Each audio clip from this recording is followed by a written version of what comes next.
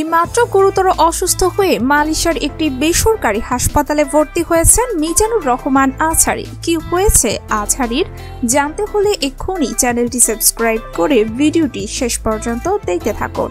সুপ্রিয় দর্শক, মিজানুর রহমান আজহারী বাংলাদেশের একজন জনপ্রিয় ইসলামিক স্কলার। শুধু তাই নয়, তিনি বর্তমানে বাংলাদেশের লাখো কোটি যুবকদের আইডল।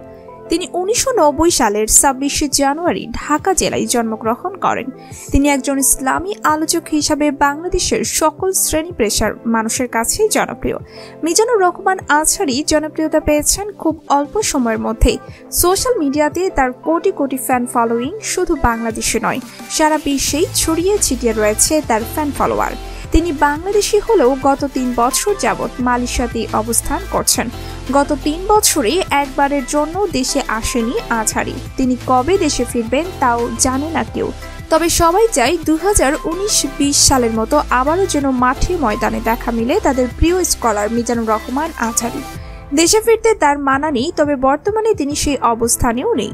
গত বেশ কয়েকদিন যাবৎ কঠিন জ্বরে ভুগছেন সবার প্রিয় বক্তা আজহারী। অবস্থার অবনতি দেখে দ্রুত হাসপাতালে পাঠানো হয়েছে তাকে। মালয়েশিয়ার একটি বেসরকারি হাসপাতালে তিনি চিকিৎসাধীন রয়েছেন। ডাক্তারদের নিবিড় পর্যবেক্ষণে তার চিকিৎসা চলছে। মালয়েশিয়ান সরকার প্রতিনিধি তার খোঁজ খবর নিচ্ছে প্রতিনিয়ত। মিজানুর রহমান আজহারীর ডাক্তার জানান, তারা পরীক্ষা নিরীক্ষা করে দেখেছেন তিনি টাইফয়েড জ্বরে আক্রান্ত হয়েছেন, তাই তার এই অবস্থা। ডাক্তাররা আশা করছেন আগামী 3 দিনের ভেতরেই তার অবস্থার উন্নতি হবে। তারা তাদের সর্বোচ্চ চেষ্টা করবেন। এমন সংবাদে বাংলাদেশ সহ সারা বিশ্বের আজহারী অনুরাগীরা শোকাহত হয়েছেন। তারা তাদের প্রিয় স্কলারের জন্য দোয়া করছেন তিনি যেন আবারও সুস্থ হয়ে ওয়াজের মাঠে ফিরে আসেন সবুজ মাতৃভূমি বাংলাদেশে।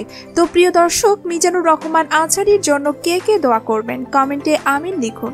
সংবাদটি লাইক ও শেয়ার করে সবাইকে জানিয়ে দিন। এই চ্যানেলে প্রথমবার হলে এক্ষুনি সাবস্ক্রাইব করুন। ধন্যবাদ সবাইকে।